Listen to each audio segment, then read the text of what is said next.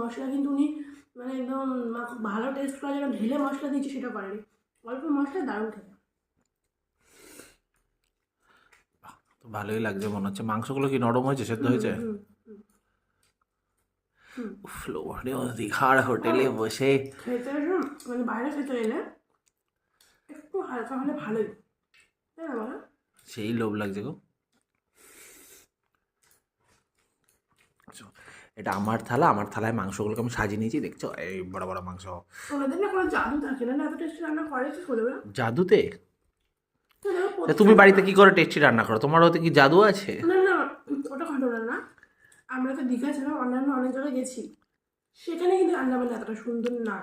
এনাদের সুন্দর বেশি।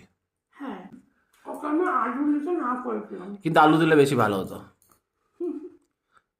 ঝোলে আলু না থাকলে ঠিক ঝোলটা ঝোল লাগে না। মিস্টেক।